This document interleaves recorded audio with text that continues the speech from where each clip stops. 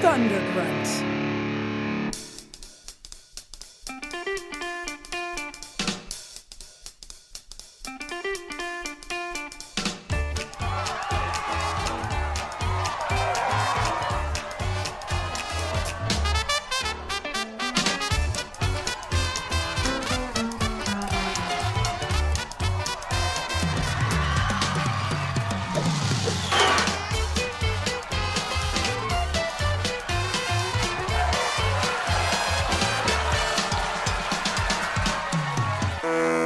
Welcome to Writers Blockbusters, the show that treats the final edit of a movie like the script.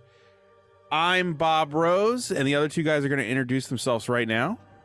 I am Jimmy George. I am a screenwriter and script consultant. My Twitter handle is @JimmyRGeorge. I am Jamie Nash, and I am a screenwriter and the writer, or author, I guess is the word, of Save the Cat Writes for TV, now available at Amazon. My Twitter handle is @Jamie_Nash. And my Twitter handle is very appropriately @ThunderGruntBob. Mm-hmm. Today, we are going to do kind of the second half of a two-parter episode series that we never have done before. A lot of firsts. We're going to talk about Candyman 2021. Jesus, Bob. 2021.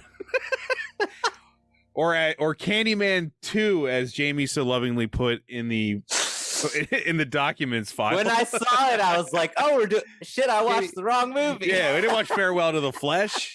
Oh, we weren't? Yeah. Damn it. Bill Condon's best movie ever as the director. That's such a weird thing, too, isn't it? Bill Condon. Yeah, very. If you are just tuning in for the first time, we actually did Candyman 1991 or 1992. Yeah. The episode before this. So we've never done like the original and the reboot in succession before. So if you want to check that out, it's available. Yeah, comparing the two. We did Speed 1 and 2 in one episode once. But this was new to give both movies their entire episodes. One after another.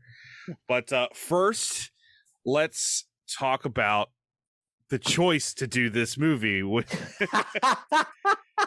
Because I think all three of us want to note the fact that since you can't see us, we're all white guys.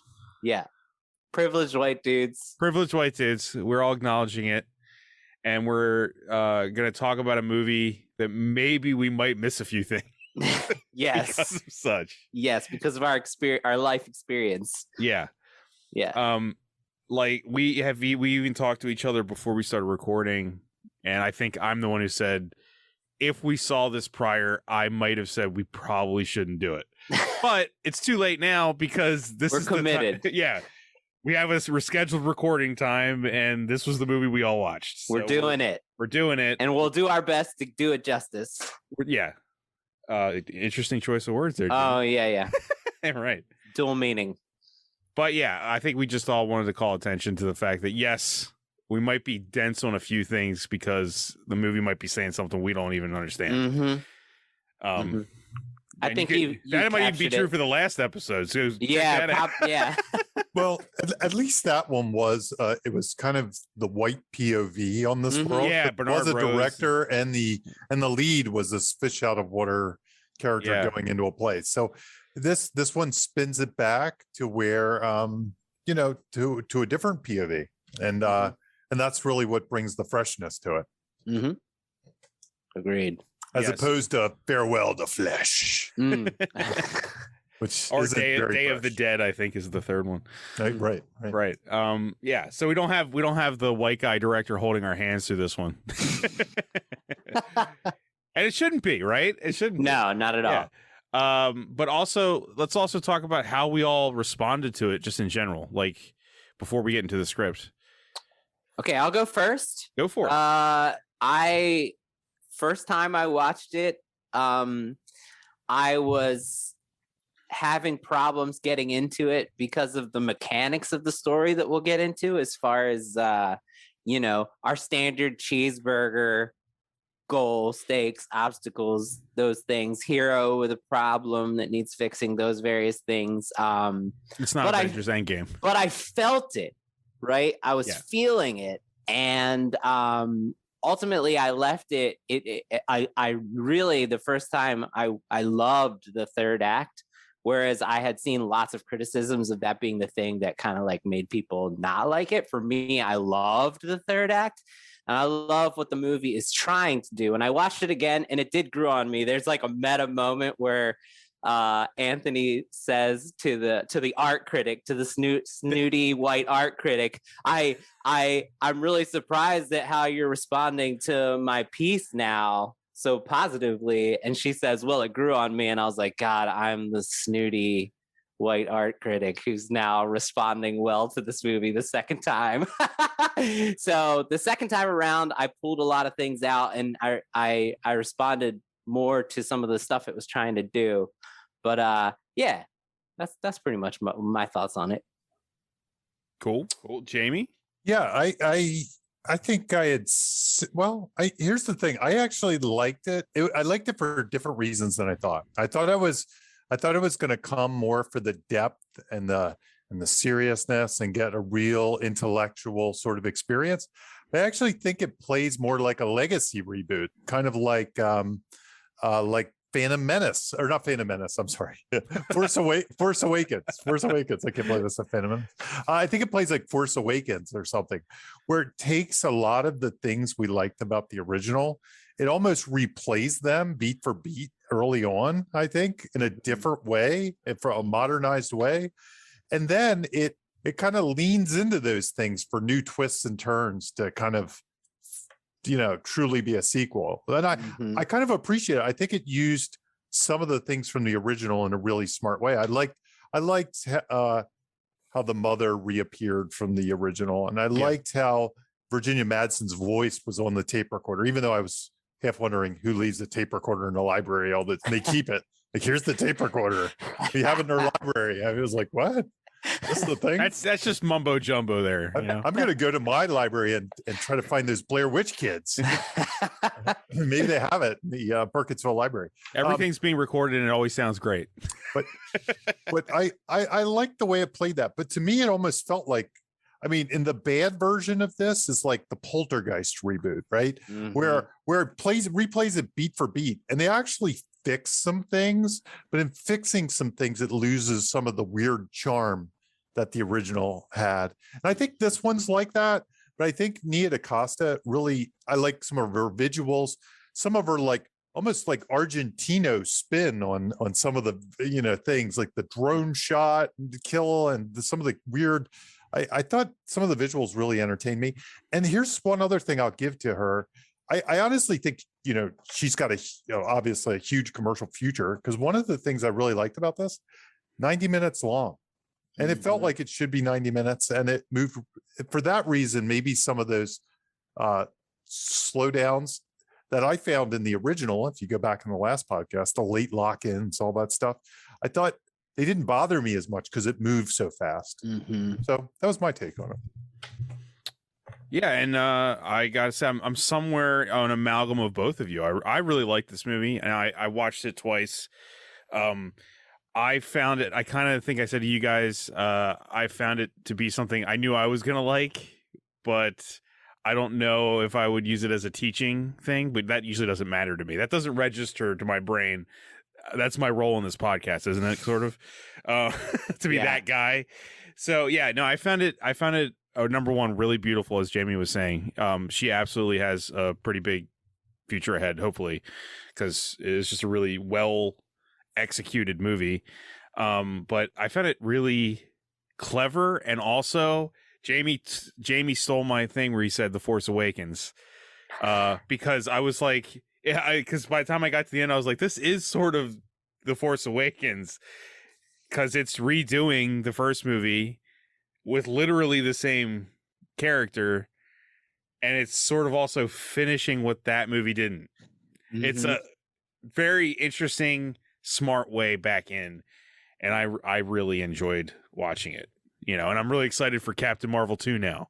Yeah, me too. And I found out she was doing that. Yeah. So I hope she has a huge future because, the movie's just beautiful. It really is. It's really well made, and it's got a lot of really interesting choices. So, well, we're talking about the script. We're talking about the script. We're not talking. Which is, yeah. This is not a cinematography podcast. It's not an acting podcast. That's always what's difficult. It's like you can always find the things to heap praise on that have nothing to do with the writing. Right. But I guess we're gonna ask our bingo question. Jamie, who wrote this dung? It's not dung. You know what I mean. So Clive Barker wrote. No, it's Clive Barker. He did last. No, Jordan Peele, Win Rosenfeld, and Nia DaCosta wrote the script. So the three of them tag teamed. The one weird person that maybe you don't know is Win Rosenfeld. Not that he's weird at all. He's done a lot of great stuff. So that's why I kind of wanted to point him out. Let me dig it up. I looked at it earlier because he worked on that show Hunters. He's worked on the Twilight Zone reboot, the Jordan Peele one. Okay. He's done a bunch of stuff with Jordan Peele. It looks like he's Black Klansman. He was an executive producer of. I mean, all kinds of interesting things he's known for. So he was somebody I looked up, and then I was like, wow, I like this work. He's a writer, producer, and president of Monkey Paw. So okay. There you go. Jordan Peele's company, right? Jordan Peele's company. So that's why he's involved in all of those cool projects. Yep, they were the writers. They were the three. I'm just glad somebody with Rose in their name was once again involved. Rosenfeld. Yeah, right.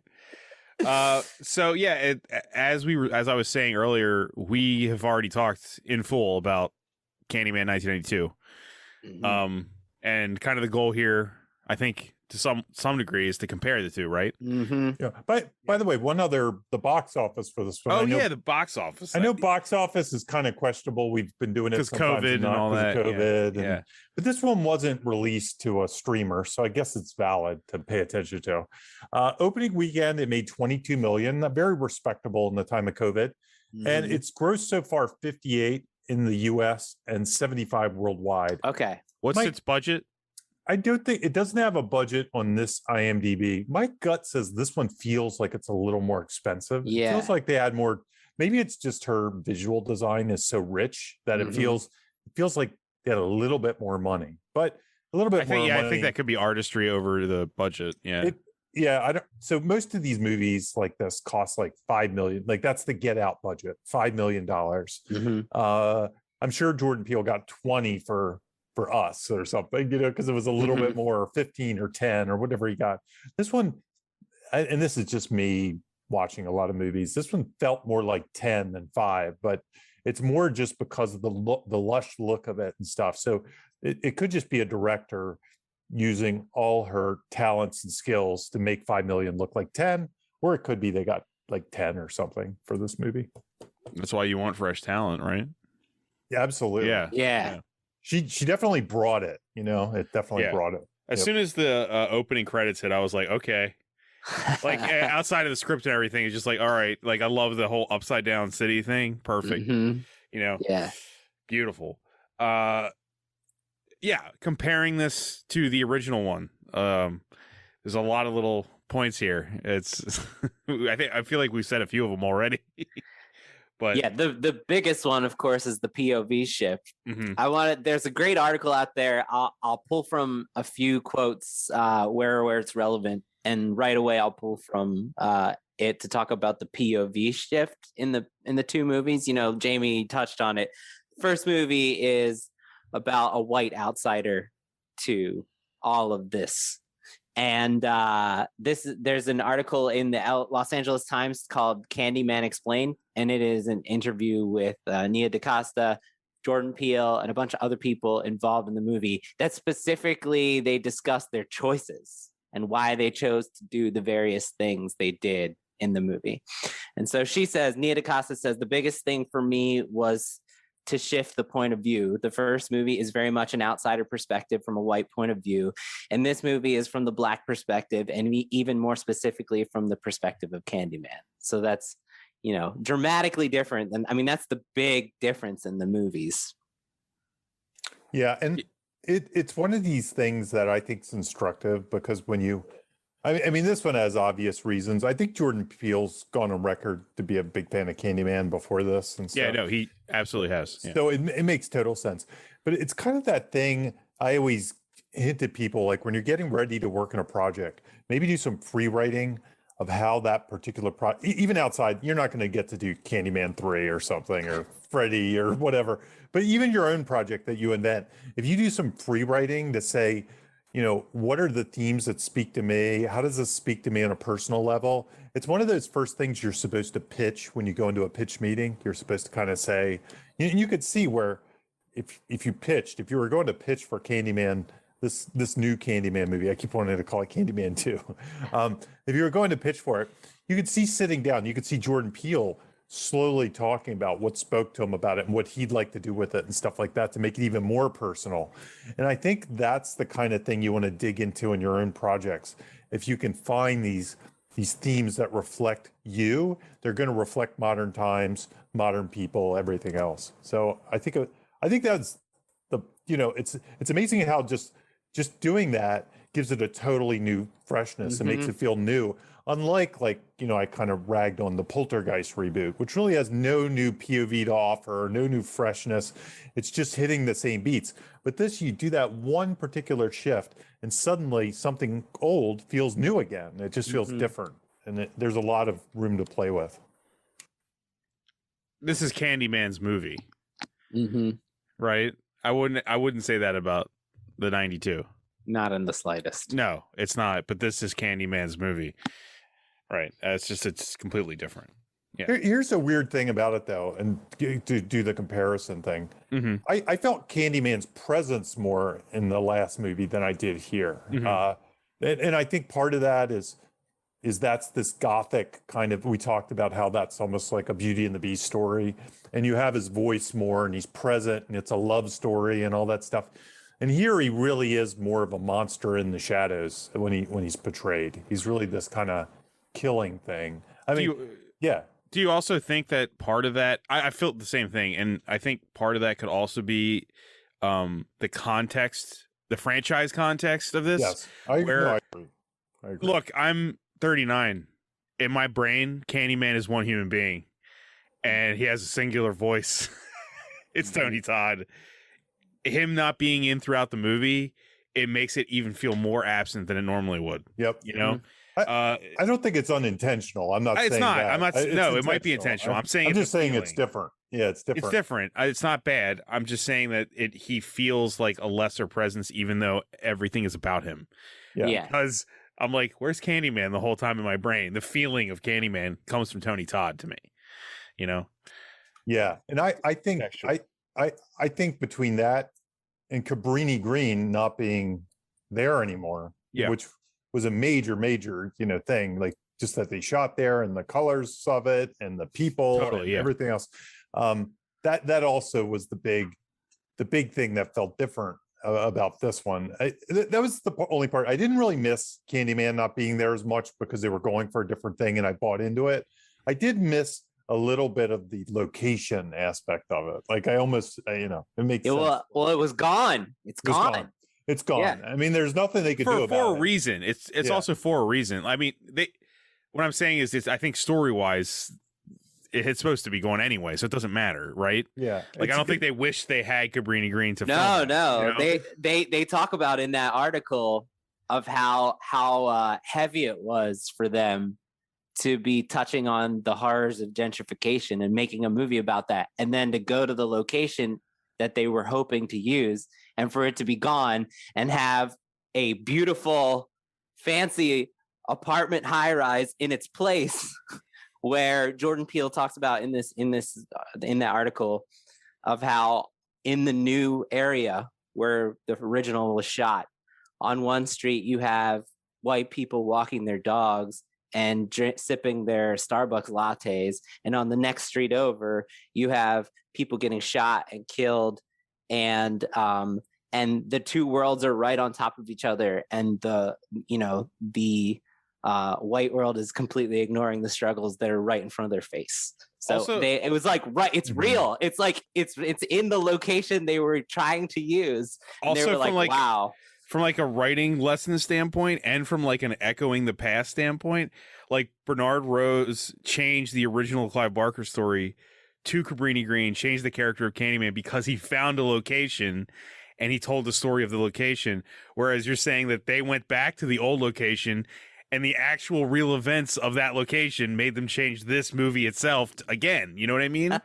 Like, what if it wasn't gentrified? This movie might not be what it is right now. Right. You know what I mean? Yeah. So in both cases, write what you see right from real life. Take it, you can steal from reality. It's okay, right? Right. Yeah. I think both cases, both movies have. Exactly. Yeah. It's sort of an improv yes and game. Right, right. You're getting a suggestion, you yes and it, you keep going. So and how do we feel as far as structure, pace? Because Candyman's weird. The original is weird. Yeah. Established that. So because I think this one sort of follows the beats of the original, sort of, right? It is a hero that has a project, goes and investigates Candyman, and slowly is drawn into whatever it is as weird supernatural stuff starts to happen.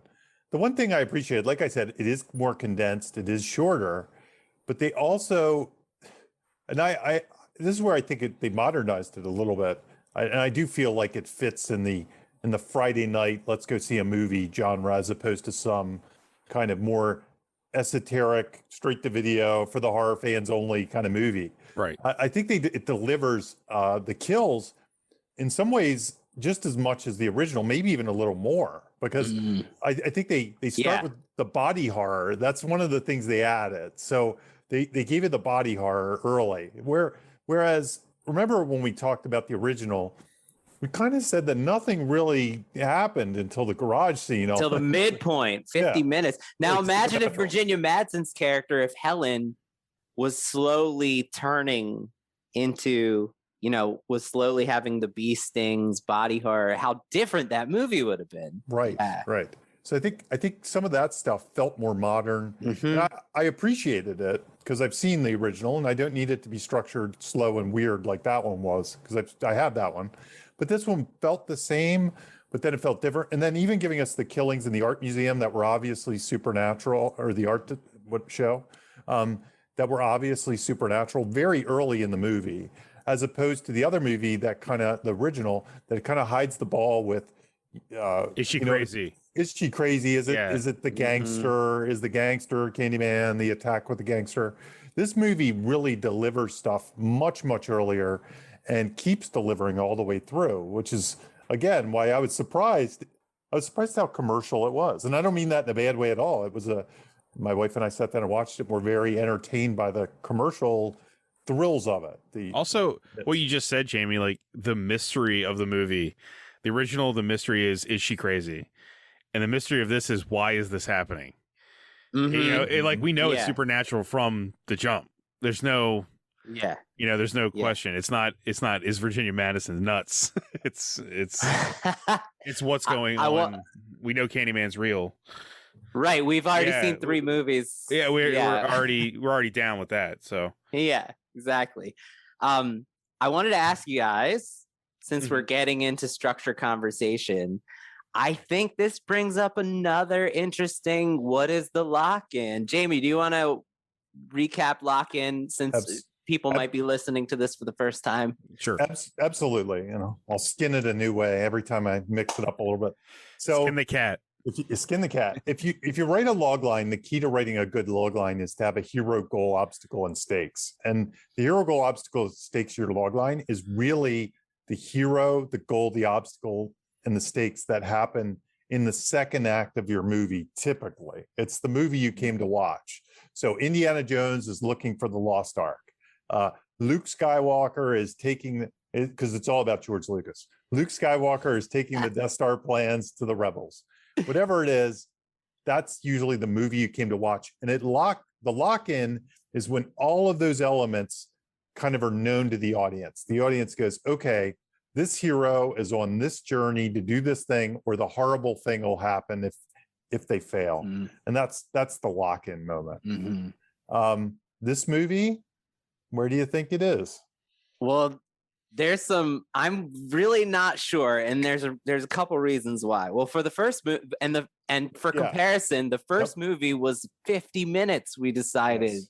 It was essentially the garage or somewhere around that, right? Yeah, where Candyman comes face to face with her for the first time, and she is all of a sudden aware that he's a real thing. That's not by the book. It's not at all. So halfway into the movie, so you can imagine, because I'm saying the lock-in usually happens right before you go to Act 2 or right at the beginning of about 25%ish, and we've 25, 30, somewhere in there. 25 is good. Yeah, and we've talked about many movies that have a really late lock-in. We got to do Rocky. We keep talking about Rocky. Rocky has an hour-long first act. Right, we never do Rocky. But so this one, I'll tell you where like the easy one I think is, which is like you said, Jamie. It follows the beats of the first movie tradition. The first at 48 minutes, Candyman appears as his reflection, and we've seen the body horror, so we know what's going on. But now the character is actually seeing like this is like his future, right? And every action he takes, the Candyman is mirroring. That's 48 minutes. And I think that you could easily point to that and say lock in. But I wanted to ask you guys, we're going to get later into like who is the protagonist of this movie. This taps into the character of Anthony's problem that needs fixing. And we're not really going to go into that much, but there is a clear problem that Anthony has, that is he is like emotionally disconnected from the violence. He's presented as a man that's emotionally disconnected from the violence that his like ancestors and Black people. I say it like this: he's emotionally disconnected from the generational trauma. That Black people have experienced. To the point that when this white art dealer who's paying him is pressuring him for what are you going to do next, and like literally hitting him, like kind of lightly punching him, which I thought was a nice touch, saying tap into your history, man. He's willing to like exploit he's like, maybe I'll do something about the projects and Cabrini Green, but he's only doing it because he thinks there's like something sensationalized about it and that it'll sell. He's not doing it because it matters to him. So like we're shown that this guy, the big problem that needs fixing is he needs to understand the reality of that ancestral trauma, like you said. And and by the way, things that need fixing, usually that flaw is hurting other things in their life. And they kind of show him not a has-been, but kind of like he's been a while since he's had a hit, right. He has relationship issues, he's had self-confidence issues. So that flaw that you're discussing, it fractures other pieces of his life, and there are things that need fixing. There's stasis equals death. Stasis equals death. And honestly, they try, and this is like another thing we'll get into later that I don't think the movie does a great job of. It's supposed to be a finding purpose journey of self-discovery arc for him, I think. And that asshole art dealer starts the scene by saying, "Who are you, man?" That's the big question that we're supposed to be asking about Anthony, and that Anthony is going to learn by the story's end. He's broken, that he's smart, that he's destined to be the smarter. Yeah. But he's taking all of that into consideration when we're talking about the lock-in.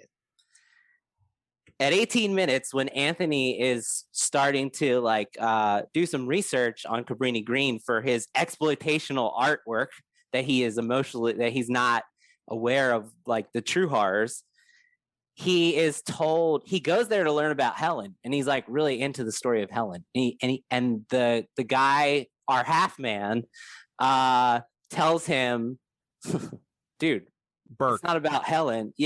William Burke. It's not about Helen. It's about the Candyman. And he tells him the story of one particular Candyman and the violence that this innocent Black man at Cabrini Green experienced at the hands of white police. And at that moment, like, you see the shift in Anthony's character, and all of a sudden he's on a mission he takes the trauma seriously, and he's on a mission to like spread the word about this and about this violence. So I think there's an argument that like that's the lock-in for his character. His character is like suddenly realizes that like the problem that needs fixing is that no one knows about this. Even though it's not your commercial lock-in. No, it's not really climatic, but that's like what his character is trying to get everybody to say my name, right? And his character is like ultimately becomes a mythical ghost figure that's going to remind people of this trauma and this violence. And like that's the moment where he locks into that. Like how I'm showing you my notes, it's right there. What minute mark would you say that's at? That's it. That's it. 20 minutes. Yeah, that's what I thought. Yeah, I think it makes sense too if you break it down. Like, I like that lock-in. I think that works. And honestly, because he starts painting the very next scene, the fun and game starts right there. Yeah, it's a slightly more internal lock-in. It's less tangible. It's like one of these more intangible lock-ins. It's not, let's go get this son of a bitch. It's not that. Yeah. It's hard to take we talk about the easiest scripts to write are the ones you can take a picture of the goal. You can take a picture of the dragon slayed. It's harder to take a picture of when the Candyman narrative has been resurrected. It's is it when it's at a local level, a national level, an internet? Is there a movie of the week? What's the deal? When is it? How far does it go? Is the problem? It's not a problem, but it just makes it harder to track that as an audience. Maybe that's why these movies are so weird, because he kind of takes place behind the scenes most of the time. You can't see it. Well, here's an operating thesis I have on horror movies. Some of them do have intangible goals, and then the horror is just kind of intruding on the regular life, and the hero's reacting to them. Right. So I like that. Yeah, I do find that horror movies especially sometimes have slightly more.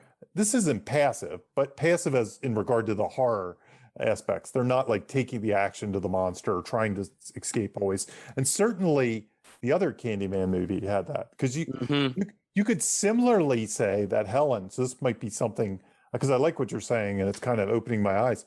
You could similarly say that Helen had an intangible goal that gets locked in when her colleagues start mocking her to prove that this is a worthy story to tell or something. And if you track it that way, she doesn't have a late lock-in. She has an early lock-in.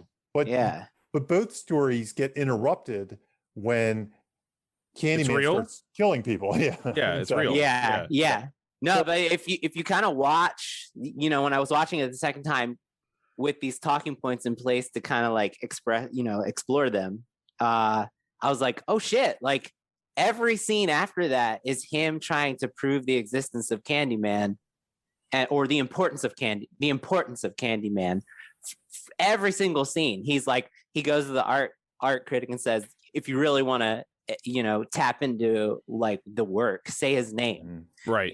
And he starts getting more combative in a good way, in a strong way, when people start when like the art critics start diminishing the struggles of that community. He's like, who do you think created the hood? White people, and they put us here and they left us to die so that they could take over and live on the cheap until they get a Whole Foods, is like what he says. And I didn't really see it that way the first time, but like watching it again, knowing that that's kind of like the big problem that we're presented with this character, is he needs to like connect with that. It felt like a natural lock-in. Yeah. And to take it full circle, you could even see a log line constructed, especially a cheesy one. After an artist begins to investigate a series of urban legends, things begin to unravel, something you can. Because he opens the door. Right. Yeah.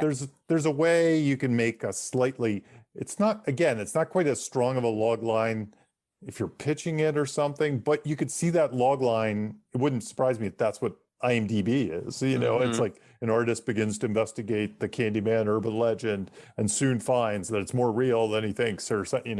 Yeah, and then the midpoint really functions as your traditional midpoint, which is raise the stakes. It's like it's real. the moment, it's a glimpse of the end. Like, this is what it's building to, which is what your traditional midpoint does. And that's what happens at the midpoint of this movie. He sees himself. So yeah, it's there. Yep. Yeah. It's all, yeah. It tracks. Bingo. It tracks. It tracks. It tracks. It tracks, man. I'm just going to say that's a bingo. I have anything here by also saying like lock-ins for the characters can sometimes be separate from lock-ins for the audience? Does that make sense to you guys? Yeah, we've talked about that before. Like what is the definition? In this movie, the lock-in for me watching it is him saying Candyman. Mm-hmm. You know what I mean? I think that's where, and this is almost one of those things Jimmy probably wants his clients to hide their ears from. Right.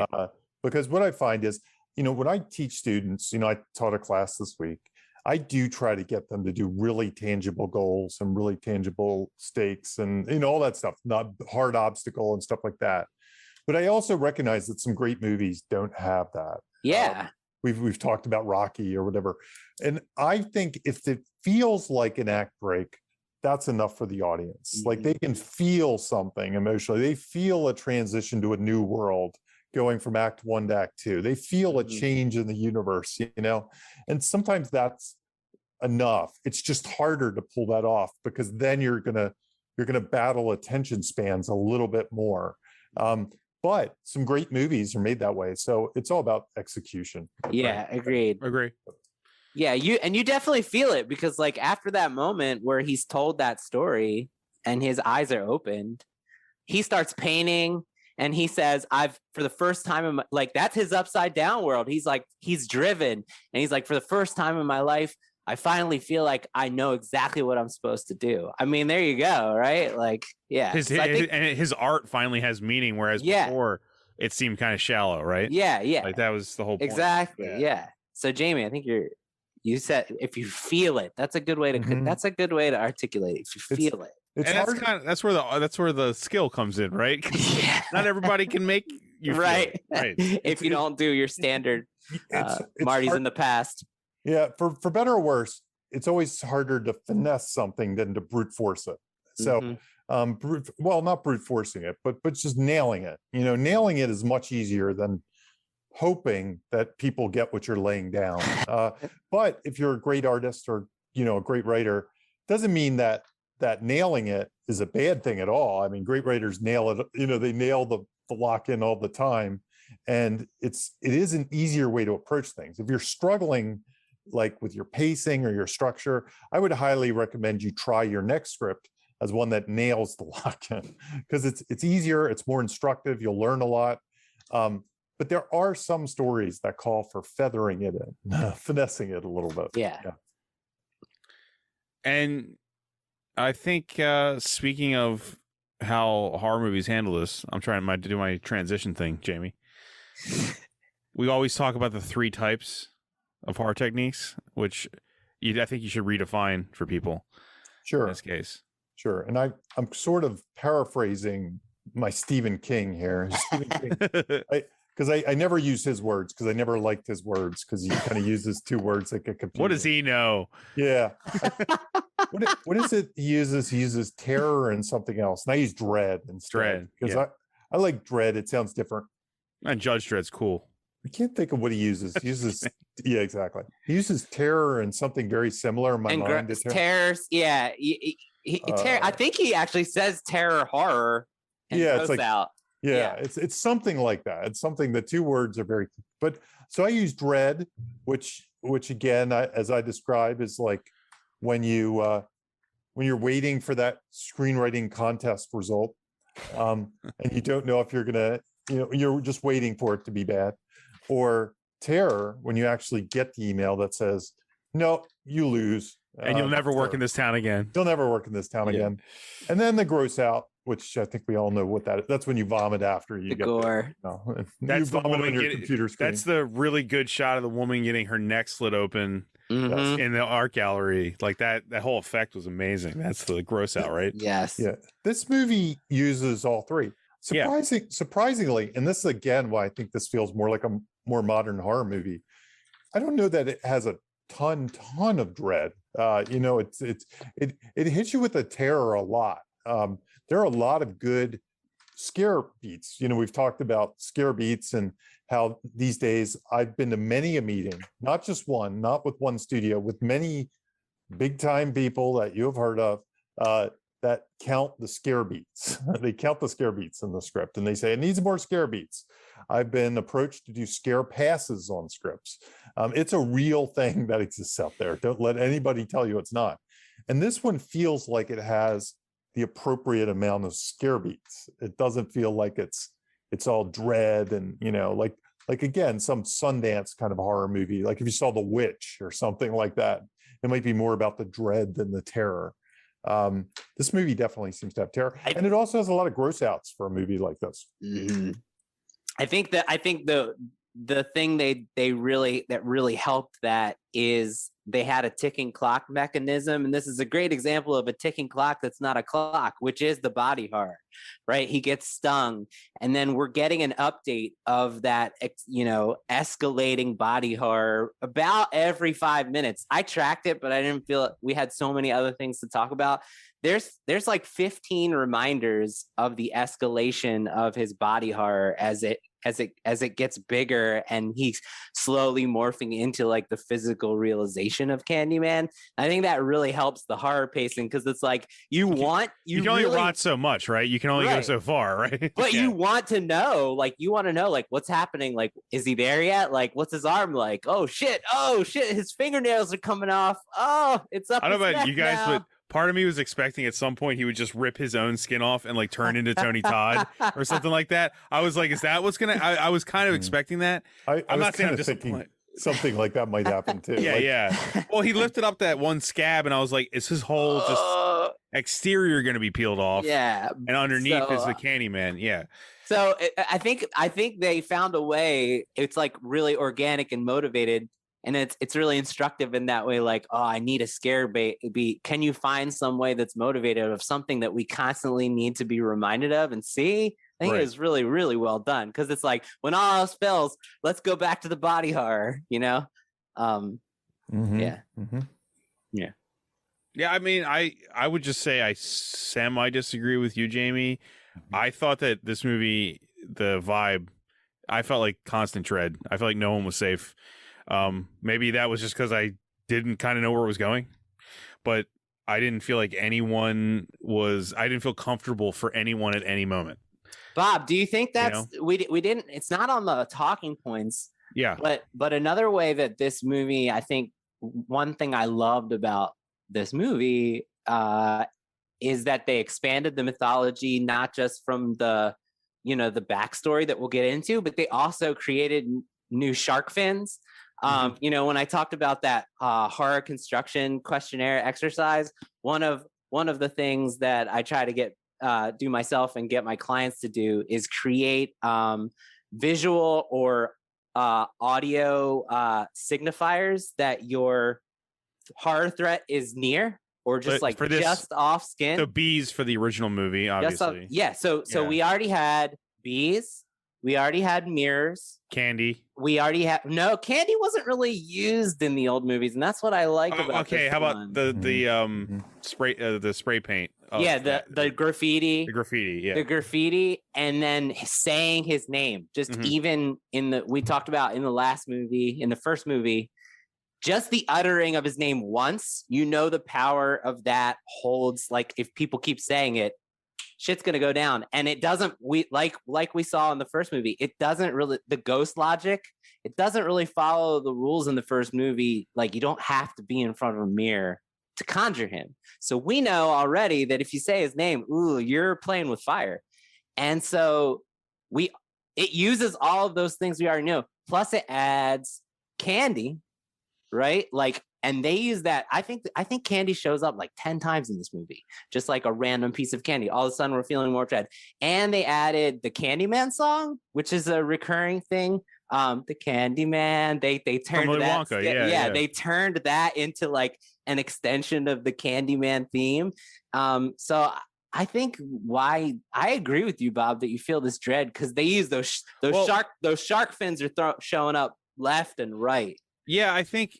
Also, once I sort of got the idea that, okay, Candyman isn't a being as much as a rank that several spirits can attain. And so now I've like all bets are off. It's not just Daniel Robitaille anymore. It's whoever has been wronged by white supremacy, basically. I was like, so now I know, it's coming from every angle for every character. There's more threats than ever. Yeah, like the first one feels very singular. The first movie, this one, it feels completely dense in the threat of Also, and also I think this is way more. I don't like the first movie. I actually understood the whole. It's asking, is she crazy or is it Candyman? Whereas this. I'm like, I don't actually know. There's no ambiguity as far as like it's Candyman and he's coming and he's here and he will kill you. Yeah. No, I think you're right. I think all that dread's there. I'm trying to think of what I'm more reacting to with the dread. I wasn't trying to like say you're wrong, but no, I think wrong. No, I think you're right. I think I was surprised by just how many like horror beats this thing had. The jump scares, and once it delivers on the genre expectations, as Jimmy so lovingly says all the time. Once jump scares come, it's kind of a tension reliever. So then you got to kind of wind it again. And also, like, I might be making an unfair comparison because it's Jordan Peele, but Get Out is a movie that the whole first half is only dread. There really is no true terror moments, so to speak. It's like the whole first half of the movie is just uncomfortable. And this movie has so many terror beats. So I'm kind of doing this comparison, like, that movie is more like just a dread machine that then pays off in terror or action in the end. And this movie just delivers it. It keeps coming out, over and over. Different ways. Also, This is probably a more balanced movie. I mean, I think it is. It's less weird than we're talking about the original Candyman. Right. I was going to say too. Now this is where us being white guys might be weird saying this, but there's a very when the Candyman in this movie, the set 1977 Candyman, is talked about. There's because we're talking about the 3 horror techniques. What I forget the exact line, but says, and that's when I saw the true meaning of fear. I think that's what is that. Is that's that what the he line. says? Yeah, that's the line. William, yeah. It's very interesting use too, right? Like at that moment, we were supposed to be feeling dread and then eventually terror from Candyman, but then the movie turns it on its head and says, no, the actual thing scary is for the actual character, and it's the police. The police, yeah. Yeah, like it's working on it's actually like that's why I thought this movie was so smart, because it's actually subverting what would be the obvious moment of terror, right? Yeah. And the moment of terror is not Candyman killing the kid. It's the police brutally murdering Candyman. Yeah. Right. Yeah. That's all I was. Am I making sense here? Yeah, totally. Yeah, it's hard to talk about because I don't want to say something. I don't want to say something that sounds stupid from a white guy. Yeah, I'm going to expand more on that when we get to the half man stuff. Okay. I agree with you completely. No, it's okay. It's relevant to this particular part in the talking points. Yeah. Yeah, I agree. But I think we can move on from that, right? Like, unless you guys have something to add. What? Here's one more comparing to the original thing that I didn't add to the list. Sure. I was surprised they didn't go down this route. So when he witnesses the art critic's murder, I was surprised they didn't go down the same route as the beginning movie where, the cops think he did it and stuff like that. It was interesting that they didn't go down that route. They didn't increase the stakes in that way at all. They chose to go down a different path, especially given how police are kind of an antagonist in this movie. Yeah, they are the big fear. Yeah. So to make it look like jerks and wrong would be even more, because they're the big fear. They do horrible things in the beginning. The end, it caps off with cops kind of trying to change the narrative and make, after they did something bad. I was kind of surprised they didn't go. Were you surprised they didn't go down that route? And I don't know that it has an effect on the movie at all, except it was just something that I was sure that was the next beat, and then it wasn't. It wasn't. Yeah. Isn't that like, that's kind of what I liked about the movie too? Like, I was expecting that kind of thing, Jamie, and then no, it's not coming. Yep, that's not what we're doing here. I enjoy that. I enjoy that when I don't know what's happening. No, yeah, and the back end is really where this movie has its own engine. Like the front end is very similar to the original in some ways. It echoes it and mirrors it, no pun intended. But the back end is really its own thing, where the two split, because one goes in a romance Beauty and the Beast thing, and this one goes in a totally different direction. So, which brings us to our next point. Yeah, I was going to say, let me try to transition here with an idea for you guys, because next point. Because I'm trying to think, this is kind of coming to me right now, but in the original movie, our lead is trying to prove she's not crazy, and also try to kind of warn her side of like, the academic white side of life about what actually is going on here. In this movie, while he did have his lock-in and he's woke and he's making his new art that actually means something, I also find it interesting that he makes the art that enables white people to summon Candyman. No, it's, you know what I mean? Like, it's he like actually destiny. He gives them a doorway to actually bring on their own demise by making a literal mirror on a wall and then explaining what you have to do. Like he's literally like letting it happen. He's forcing it on people. He's not forcing it on people. Not intentionally at first. He's letting them walk into their own death by their ignorance and their privilege. Much different point than what Ellen was doing. She felt like she was gonna like warn people about the truth, where he's like, no, I'll set the trap. But he's not doing it. He's not doing it. He's not doing it voluntarily. But you know what I mean? Like, he set a trap up. For people. He started the cycle again. Right. Like, he actually, we have that high level horror movie cycle, but then when you get into the depths of what Candyman means, it all comes together. Then I'm trying to say that leads into the thought of, who is Anthony and in this movie, and is he the protagonist? Is he what you guys put, a false protagonist? The reason that I brought this up is because you don't really, like I said, I think, so we'll get it more into this with the big Anthony reveal, which is next. But I kind of, if you read all of the press releases and the IMDb description and the Rotten Tomatoes description and all these things about what the movie is about, they describe it as a rising artist with a mysterious connection to Cabrini Green. However, that's not dramatized, like, in the slightest. He is not like, I have a mysterious connection to Cabrini Green. I got to figure out what it is. No, but like, he's not, the story is told to him, and there's nothing measurable. It doesn't connect with him. Like, he's not a character who's questioning the reality of his identity that he believes might be different than what he's been told. None of these things are dramatized. And then we learn very little about his like internals.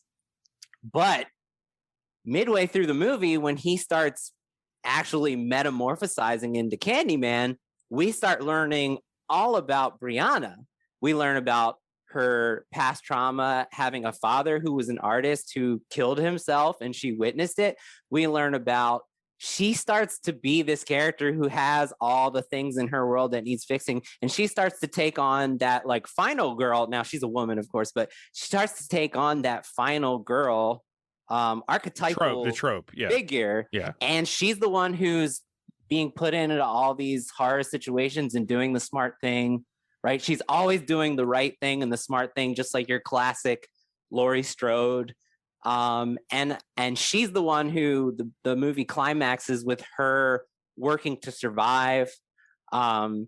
About 57 minutes in is when she's being interviewed by that art gallery person, and the woman interviewing her says, "You have emerged as a really interesting figure in all of this." and I'd argue by that point, Jimmy, Anthony's kind of lost. Yeah. Like, as far as this character, like, at this point, even we're like, well, that guy's gone. He has nothing left to offer except to transform, right? I mean, yeah. He's not there anymore. We're not spending time with him. No, we're not. Yeah, he's gone. Yeah. So it made me think, like, he's almost, to me, he feels very much like a false protagonist, and she ends up being like the hero of this story, the main character. Yeah. How can you not watch the end of the movie and even think that? Right. The end of the movie does not feel like he is the protagonist at all, right? And that's kind of a game that happens in a lot of movies, a lot of horror movies, The Shining, The Fly, probably a lot of werewolf movies, where somebody's slowly dealing with the curse and they're the protag the whole movie, and then it kind of switches to whoever. Oh, so you think it's like a pattern of the subgenre? I think it is a pattern, especially of body horror, but also possession horror. I mean, even Amityville, it kind of starts with the guy, and then the guy becomes possessed, and then the family has to fight the guy. So I do think anything where somebody either has body horror or possession or a curse that turns them into a monster, I think you see this trope. It's interesting for it to show up in Candyman, right? Because Candyman has a Freddy Krueger. It has Candyman. So that's why it's kind of a surprise. It's like, they put that in, imagine that showed up in Freddy Krueger if suddenly. I think, and what you just said, Jamie, I think is why people were disappointed. A lot of people were disappointed with this movie is because it does not play the Freddy Krueger game. It actively walks away from it. Right. It totally does. For a purpose, for a reason. Yeah, for a reason. And I just thought it was a really, like, this movie, while as Jamie, you said, it follows the beats of the first movie, it does it makes a lot of unconventional storytelling choices, and this is one that but they work. Like, I think it works. That's why I think it works really well. Brianna doesn't feel like unfleshed out. Like, no, she is a full character, even though she starts late. All of a sudden, we start her movie. Right. You know what I mean? Once he's gone, once Anthony is too far gone, it becomes her movie for like another 40 minutes. So, yeah, I liked that about it. And the more, like what Jamie says, the more you think about it, it's a working trope. Yeah. I mean, The Fly is that, right? It's Jeff Goldblum's movie until he's gone. Until Gina Davis. Yeah, right, I hadn't really thought about it being like a pattern of the body horror subgenres. What's really interesting about that too, because it's something I kind of like in movies. And curse. I can't really think that I've ever done it. I'm trying to think in my screenplays because I've always talked about it. I mean, to a lesser extent, even Psycho kind of has it. It's Psycho, absolutely. Psycho does it like twice, That's why Psycho was revolutionary at the time, right? Yeah, because no one had done that. Well, it starts out with her as the protagonist, then it switches to him, then he's kind of not. It's kind of a weird thing. It's a whole strange thing that Psycho does. But anyway, Psycho. The one thing that I find interesting about this movie, and in general about that trope and analyzing it, I don't even know if it's a trope as much as a technique, but we are in Anthony's shoes and we know what he knows when he's the protagonist. Then at some point there's a subtle handoff that when she goes to the laundromat, we don't 100% know where he is or who's going to find him. It's suddenly there's a handoff of whose skin we're in exactly. Yeah. And it definitely, there is a handoff. There's a baton pass in this movie that happens with that technique. Yeah, the perspective shift. Yeah. The perspective shifts. Yeah. And we've talked about a lot in this show how perspective shift can really make a story more emotionally like resonant depending on whose perspective you're following. And also, like I think Jamie just said it, where the audience is with the character too, right? It's not just about perspective. It's about what I forget the term you guys always use, but we're like if we're ahead of them or we're with them. Superior position. Superior position. Thank you. Yeah. That's what I meant. Yeah. Like we're not given superior position up once she's in the driver's seat of right. That's what I'm trying to say. Thank you. Yeah. And that kind of brings us to the reveal, right? Like the big twist. It's a twist of the movie, right? Talk to me about how you guys feel about this, like in general. Well, I mean, I'm just going to be honest here. I wasn't able to avoid the twists with social media. I knew it. I think it might have even been in an interview, like on Tonight Show or something. And somebody said, either I saw Peele say it or I saw one of the actors say, like, "Oh, he's the baby from the first movie." So I knew it already. So it's kind of it killed it for me. Yeah, I liked the twist. I like it. I thought it was a fun thing. I do have a problem with the coincidental nature of it. And I mean, you could say that it's fate or whatever, but that wasn't really hinted at. Like that log line you read hints that it might be fate, like a mysterious connection with the blah, blah, blah. But he just goes there randomly for his art. And then it turns out he's the kid who, the most important thing. He is the thing. So I do have a little problem with the coincidence. I got over it. I was just like, Jamie, it's kind of faded. Jamie, yeah. I feel like it's also an echo from the first movie because we talked about the fact that Ellen looks like the woman he fell in love with. They hint that she's an ancestor. There's some unspoken, unstructured thing about Candyman pulling people. Right. There's some kind of calling that is not shown on screen, but it apparently is happening. For whatever reason, I chalked up the first movie to the Dracula, Mina, my love. Mm-hmm. Right. And I just, because I've seen that thing before. Yeah. And then in this one, it didn't bug me, but there was a part of me that, like, if I was writing the script, I would have been somehow trying to fix that problem. It's Jamie. It's so odd that, like, it wasn't him trying to figure out what happened in the past. Yes. And that's what led him there. It's not that at all. Right. Like, it doesn't. He's not there. I think the movie thinks that it is, and that's for me why it. Like that's why confusing. Why I talked about the marketing, and maybe the marketing people crafted it this way so it's more appealing, and maybe Nia DaCosta had nothing to do with any of this language, which is very possible. Great trailers though. Yeah, no. Trailers were awesome. Amazing. No, but what I'm saying is, okay, like I'm bringing this up because break out your bingo cards. I see this in amateur scripts all the time. Okay. Okay. In that scene, we learn 5 major answers. Only one of them is a question that Anthony and we in the audience are asking. The only question we're asking up to this point, this is an hour in when Anthony goes to his mom's and she reveals the truth about his birth. The only question we and Anthony are asking is, what is Candyman's purpose for him and why specifically him? Right? That's all that we're like, what is that he's searching for answers for and we're searching for answers for. But also it's treated, Anthony's like, what do you mean I wasn't born on the South Side? What do you mean I was the baby from the story? What do you mean Helen was actually like a victim of Candyman? Like those are 3 major things that we are not like, no one, it's not, when I say the phrase, it's not dramatized. Like in order to feel something when you're given a reveal, we and the characters, or just we at least, need to be asking for these answers so that when they come, we're like, thank God you told me what I was hoping to answer. But I see so often scripts where we're given all these answers that we weren't presented like intrigue about.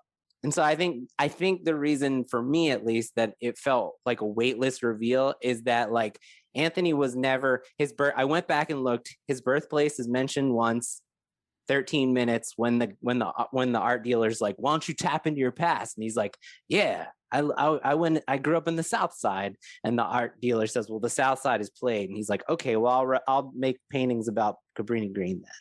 Right. And then 60 minutes later, he's like, what do you mean I wasn't born on the South Side? As if we're supposed to be like, holy shit, dude. And so it's a good lesson on what not to do. Like if he if he had been wondering, if he had been on a journey of self-discovery, right? Like, what do I have to do with Cabrini Green? Then all of this becomes more compelling and interesting. And maybe there's a draft of the script.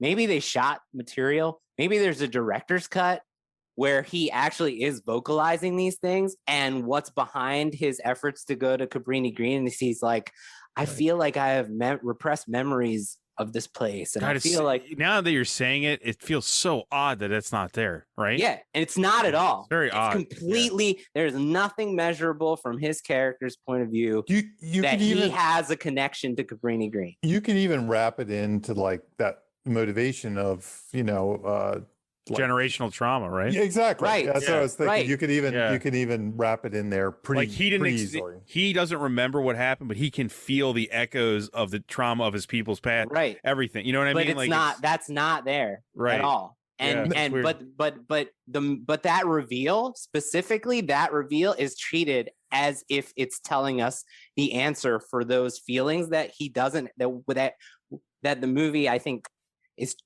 anyway, like, if that was there, all leading to this big reveal, then that reveal would be like emotionally resonant, because finally the character would have his journey of self-discovery fulfilled. Oh my gosh, all this is happening to me, and I have felt this mysterious connection to Cabrini Green because I was the baby from the urban legend that Candyman had this higher purpose from the start of me being an infant. So I feel like there's got to be like a director's cut where like they did shoot this stuff, because it's such an easy, obvious maybe choice. There's a reason that we're not picking up on too. I don't know. I don't know. For me, that wasn't there at all, and I think that's like the one thing that keeps this from being like a 5-star for me. Is if he was truly on a journey of self-discovery about figuring out his connection to Cabrini Green, and the urban legend and myth that, you know what I mean? That's what I thought it was worth bringing up. It's not a script thing, but also I think maybe execution wise, that scene with his mother, great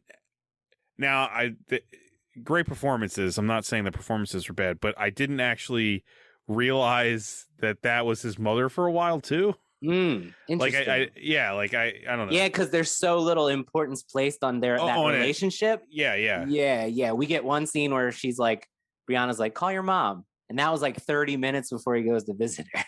and also, like, straight up, she doesn't look old. She looks incredibly great for, I don't know how old. Really does. I was thinking she so good. The same. She looks the same. It's not a script thing, but I was like, is that the same actress? Because she looks amazing. An incredible character. It's been like 30 years. She looks great.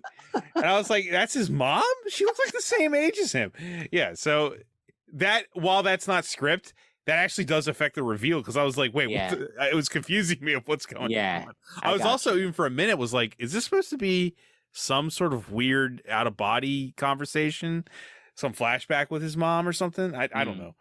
So, yeah, for me, I think that movie, the movie is hoping that this is the most, like, this big, huge, emotionally resonant culmination of everything, like, of Anthony's journey leading up to this. And I think that it's missing something to make us feel what it's intending to. It's such a weird choice, and if it is an oversight, I feel like I can't believe Peele would make that oversight. Right. I don't know about the other two, but we have faith in Peele on this show, at least. I know we do. Yeah. It's just an odd oversight. Right. To not, you would think that would almost be the jumping off point, wouldn't you? Right. That's the whiteboard. Like you said, Jamie, that's the log line. That's what tightens that log line. Well, feels a mysterious connection to, It's almost like if I was pitching Candyman 2, that would be the big thing. I'd be like, I got something cool here. I just realized it's going to be, the twist is going to be about he's the kid, and then I would have based everything backward engineered. Yeah. That's how my brain works, but for sure it's on a side note, completely script unrelated, I pretty much, when I found out the character's name was Anthony, I was like, the only reason that you name him Anthony is if he's the baby. Like, there's no other reason. Like, so I was like thinking also that Anthony, Tony Todd. Come on. Right. Oh, nice. Yeah, come on. I mean, before it reminded me of Superman in Superman Returns when Lois Lane has a kid that Clark Kent has a relationship. Okay, well, there's the only reason you have that relationship if he's Superman's kid. I haven't even seen the movie, saw the trailer. He's right. Superman's kid. But that's not script. That's just yeah. I think the problem is that he doesn't have to be the baby. Right. I mean, like, it's still, I think the movie still works if he wasn't the baby, unless it does. Unless I'm being dense about something here. Right. Well, yeah.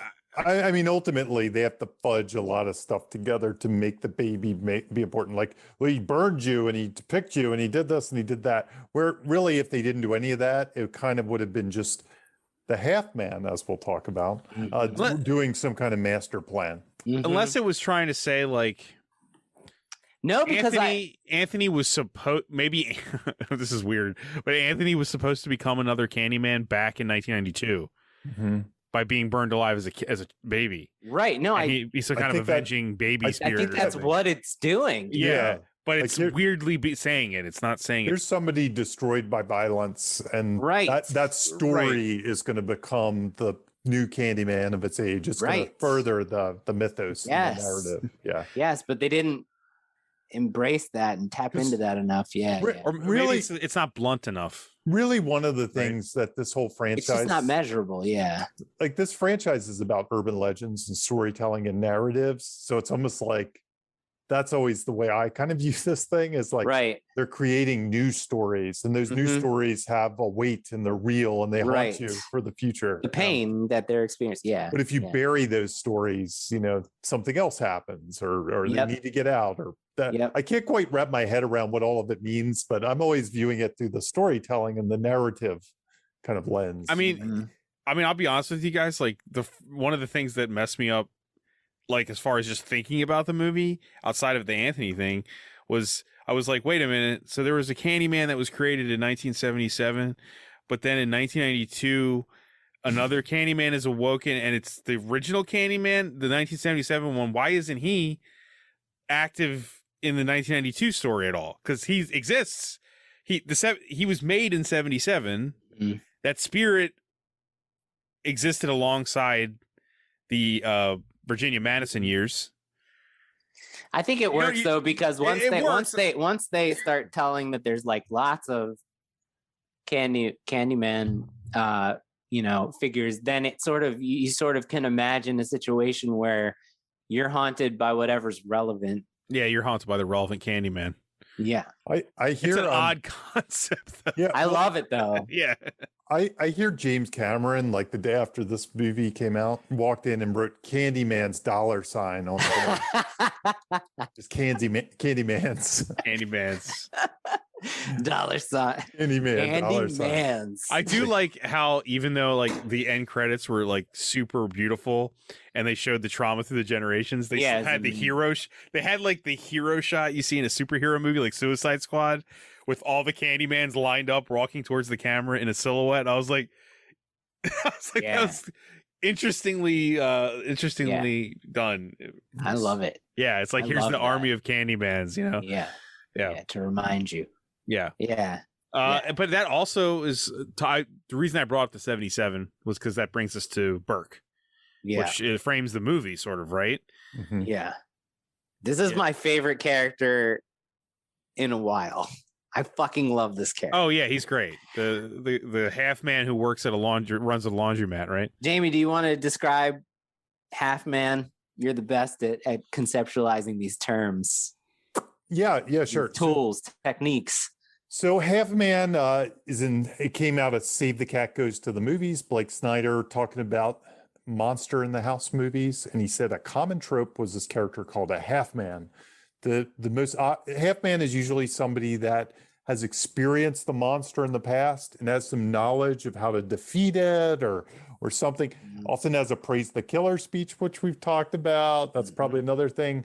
Quint is a great example. Quint from Jaws is like the best half man example. That's where the term comes from. He get bit in half, bites right? him in half. Yeah, right. Yeah, and oftentimes they do have scars or some kind of injury or just emotional trauma from their experience with the beast and so on. And they're also usually they're often the one teaching the thematic lesson.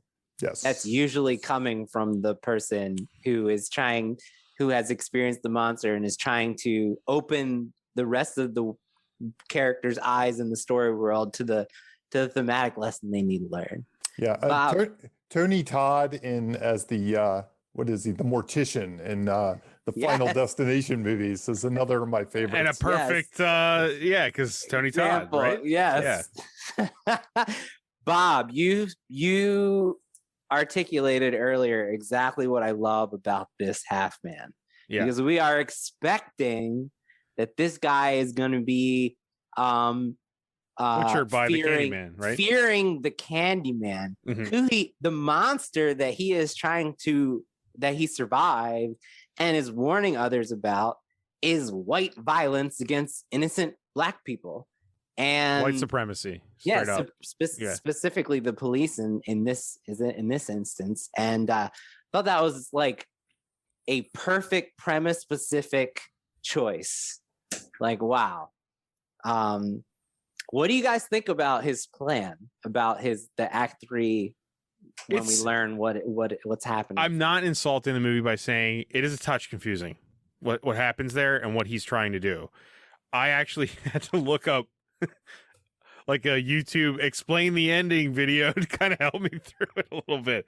But man, for me, I understood what he was doing from the start. I'm not trying to like say I'm smarter than no, that's fine. But it didn't confuse me. Did it confuse you, Jamie?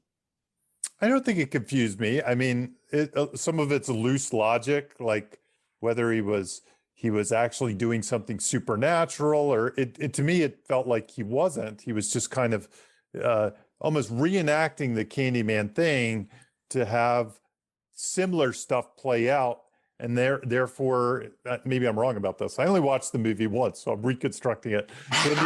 So then the Candyman urban legend would play out again, or would resurrect or whatever. What's interesting about him is he's trying to keep it going. Yeah. Trying to keep it instead going. of he's not trying to stop Candyman. He's trying to he views Candyman as a protective spirit. Of innocent Black people who right. Yeah. Like, what did they say in the movie? Like, the police aren't trying to keep the danger out; they're trying to keep the danger in. Keep us in. And he views the opposite force. They're the monster in the house. They are the monster, right? Yeah, they absolutely are. And Candyman's kind of an avenging angel in his mind, or something. Yes. And he was so sure that the monsters would strike again. That you ever hear the story of Anthony McCoy, the artist who lost his mind and the cops showed up and shot him down in cold blood without even saying a word? He called the cops pretending to be with a white voice and said, there's, the Say My Name killer is here and he's trying to kill people. Yeah. And he was so sure that they would come and inflict violence and kill him in cold blood without him actually attacking them, that like he set all this up. And I think it's like thematically for me, it works very well. And I loved that was his plan. Like I love that the half man is kind of assisting the Candyman legend. Like that's something that we completely wouldn't expect from a horror movie when we're watching it. We're used to these characters going like, watch out. Like, you know what I mean? And he is saying watch out, but from the white violence. It's funny when you bring it up, I have a feeling this is a common thing that happens, the half man betrayal, but I can't think of a single one. I just had this feeling. Halloween is the most recent example. The recent one. The recent 2018. One. The Loomis we're told is actually obsessed with Michael Myers and assisting him. Yeah, I've never really went back through it, but I bet you we could trace, because a lot of times they are a little unhinged, but almost too much on the one side, so we know there's something sneaky or something going on behind them. I bet you we could find a bunch of them, but I can't think of any. You're probably right. Yeah. Yeah, I just have this feeling that's out there. That's out there. Kind of like the false protagonist. It's probably something out there. Here's another interesting thing about that half man. There's a second half man in this movie. His mom. His mom's a half man. Yep. And she functions almost more traditionally like a half man in that she shows up at the midpoint, gives a little speech, talks about the horror. It's kind of interesting. She's been to war already. She has. Whereas Burke Don't is like say his name. Burke is like already he's like actively fighting for his cause, right? Whereas that's the past for her. Yeah. She's seen the horror. Yeah. You could see a different movie where you give that character more heat and she gets more time. Yeah. And she becomes a full-on half man through the movie. They didn't choose to do that, but you could see where that could kind of play out. Right. In a movie like this. Yeah. Yeah. But I was gonna say, go ahead, Jamie. No, that's it. I like that. I like this unconventional half man with the sneaker plan. I think it's a cool tool. To use. He's great, and he delivers on even more of the gross out body horror too, right? Like, I feel like that scene of him putting the hook in was brutal. So good. Yeah, it's brutal. But also, I had another thought that I'm not sure is exactly connected to this, but I got it while you were talking, Jimmy, when you said the thing about how Burke is subverting us with what the actual monster is, right? And I was thinking how this movie is very intelligent in how it uses the original movie and the say his name 5 times in a mirror. The movie itself, I think it was Brianna's brother says, black people don't need to be summoning anything. Right. And the movie is like, there's even a cut in the movie where it's like, who's dumb enough to actually say this in a mirror 5 times, and it cuts to instantly 5 white girls in the bathroom.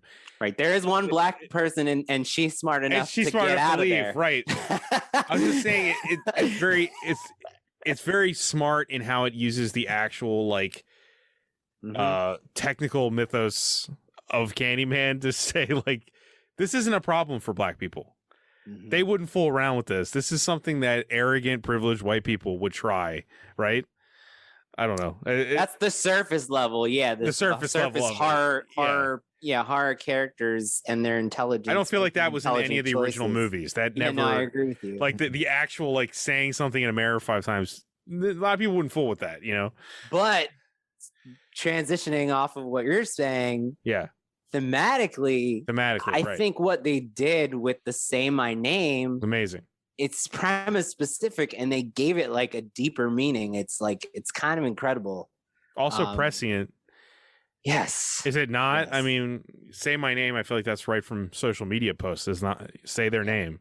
Yeah. Right. Yeah. But it fits everything. It fits this too, right? Candyman was built out of so perfectly. You know, it kind of redefines like what's important about, you know, the story that we learned of Daniel Robitaille in the first movie. It's like it's a reminder and placing it in the modern times, you know. Well, why do we want to keep people's names alive who have suffered trauma? So that they don't, you know, so that it's not forgotten. So it's not. Why forgotten. do you say Candyman? You say Candyman is a person who all the Candymen were created through trauma. Right. You keep them alive by saying their name, right? Like, right. You keep their story alive. So we remember. And the half man gives us this lesson. He says, a story like that after he tells the original Candyman's mythos. He says a story like that, a pain like that lasts forever. They were all real, because Anthony was questioning whether these people were actually real. And he's like, oh no, they were all real. Candyman is how we deal with the fact that these things happen and that they're still happening. And I think that's essentially what the movie is trying to say, you know. Did you see, I sent Bob and Jamie a screen cap as I was rewatching, because there's this great moment when Anthony is showing Brianna when he first discovers the story of the Candyman from the 70s, that he was like an innocent black man that the cops were accusing of putting razor blades in candy. And it turned out that it wasn't him, but they came and they lynched him and they killed him. And so he made a painting about it. And then he shows it to Brianna and he says, what do you think?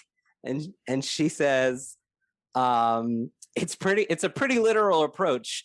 Not much room for viewer interpretation. That's the movie, though, right? That's this movie. I feel like that's Nia DaCosta saying there's nothing confusing about this. I'm saying it. So, Jimmy, I just want to add the reason I was what you're saying right now. The reason I was like trying to type out the one thing that's said in the art museum or the art show is because he literally says, I'm trying to align these moments in time that exist in the same place. The idea is to almost calibrate tragedy into a focused lineage that culminated into the now. The mirror invites you an attempt at summoning yourself. That's the description of what the movie at least wants to be or hopes to be. Yeah. I find that last part interesting. The mirror invites you an attempt at summoning yourself. It's almost saying us three white guys right now sort of reviewing the movie like we're revealing ourselves by what we see in it. You know what I mean? Absolutely. Like, it's saying that to everyone. You will be. It's trying to reveal who you are by what you see the story, what you see here, what you see the theme as. You know, man. Yeah. And then I never thought about it like that, but yeah, his artwork in the museum is the movie itself. That's what I thought was really cool. And then the snobby asshole. She calls it didactic. Yeah. She says it's didactic. It's got cliches about the ambient violence of the gentrification cycle. So like she's responding as they kind of expected the white critics to respond to the movie, or like edgelords, or like dudes on the internet. Yeah, like it's there. I mean, like you can absolutely. That might be something that actually makes you not like the movie, or makes you like it more. But it's there. They're kind of they wrote it out. They actually had it said. They were having this debate with themselves when they were discussing. Well, here's the interesting thing I found different than to do a comparison with the original. Sure, the original is really hard to kind of crack the theme in some ways. Yeah, like we're dancing around it. We don't know. And I think that's something that's changed a little bit in the modern era of filmmaking, that is kind of, we're now in studio filmmaking territory, as opposed to the original was probably this weird Vestron video era of independent, something. And not that I think, my opinion of Save the Cat, I don't think Jordan Peele reads Save the Cat, but theme stated. He made a movie about saving a cat, though, Jamie. He did. That's true. But the studio era puts theme stated in their movies. This is almost a school classroom moment version of it. It's the art dealer, and it is an interesting thing. Movies back then didn't really go all theme stated on us. They made us work for it a little harder. Movies now, they're more stylized. I think they feel like we're in movies a little more, like we're kind of the way they're presented to us, and they do kind of state their themes usually on their sleeve. Now, whether or not this is exactly the theme, I mean, we could debate. Yeah, who knows? Maybe it's not, because who knows? The flip side, this isn't a super easy movie because Anthony's a tragic character. He doesn't necessarily learn a great lesson, so it's hard to track his arc and say how it relates back to the theme. A little bit more difficult. And then Brianna, if she's the lead, does she arc? Does she change from the beginning to the end? Does she do something in the end thematically? There is a moment where, and we aren't told what trauma her father experienced to become suicidal. Yep. But the movie, given what the movie's about, you can kind of make your own, off-screen movie about what trauma he experienced and his ancestors experienced that made him feel the way he feels. Yep. And there's a moment in the movie where she hasn't learned the lesson yet. I think that what the movie's, her brother is trying to get her to put on a show to display her father's art. And she says, I'm not doing a show of the thing that killed him. And he says, you can't hide everything and hope it'll go away. Right. Which, I mean, if you really want to talk about generational trauma, stuff doesn't stop, right? It's not. With Candyman or in the real world, it just keeps coming back. And the very last words of the movie are from Tony Todd, tell everyone. And he says it to her. That's a good point. So in the end, she becomes somebody that is ready to tell everyone about what happened and share the trauma, as opposed to somebody that buries it. I think, I don't remember enough, but I think if you go back to our Get Out episode, I think our first episode, literally. Very first episode. Don't ask me why, but I think the theme is sort of adjacent to that. Absolutely. I agree. I remember that was something like it's not this. Chris is like allowing himself to be marginalized, That's essentially. right. And the movie, up. like Bob says, is like putting him in situation after situation that is like begging him to like not allow himself to be treated this way. Yes. Yeah. Yep. No. And it really was They're very similar. Find your voice, or shout it out, or speak it, or say my name. You know, I think they're all there. Yeah. It's very adjacent. Say their names. I think a lot of what we're talking about right now too can explain the reaction to this movie too. Like the original Candyman is a beloved movie, no doubt, but it does not feel as blunt as this whatsoever. Like, you can't walk out of this movie and not see what it's trying to say. It's impossible. The original, you could probably just say, hey, that was a cool slasher. Yeah.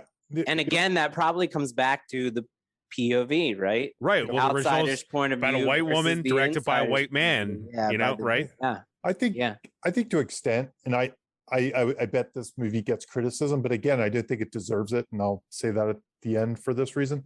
I think the original buried, and this is why I say it's hard to figure out the theme of the original. It's more subtextual themes. It's more us looking at it and analyzing it for what it is.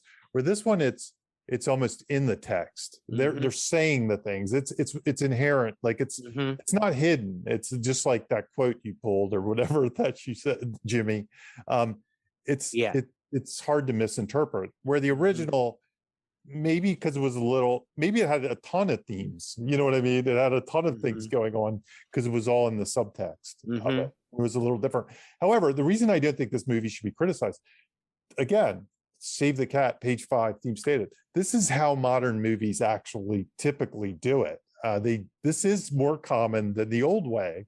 And I think this one just, maybe it gets criticized, like you said, and I'm not saying this is all criticism, but from the edgelord kind of content. Well, they're calling it like woke garbage or something terrible. They don't like that, the message it has to say. So no, exactly. They're fault. And listen to us talk about it. We're uncomfortable saying the messages a little bit, aren't we? Yeah, we're admitting it. I am. Yeah, as a privileged white dude, absolutely. Yeah, we know they're true, but it's uncomfortable knowing they're true. Yeah, well, it's it's difficult to speak. It kind of feels like speaking for somebody else. Yeah, I don't want to speak.